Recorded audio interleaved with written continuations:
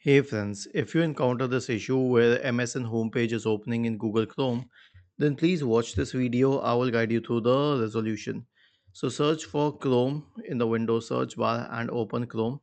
Click on the three dots at the top right corner and then select settings from the menu. Go to the on startup tab on the list on the left hand side and then simply check this at either open the new tab page or click on open specific pages.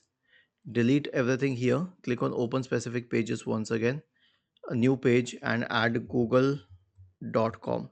Now this is the solution, click on add. This is the solution, but what was the problem at the first place? So I'll explain the problem.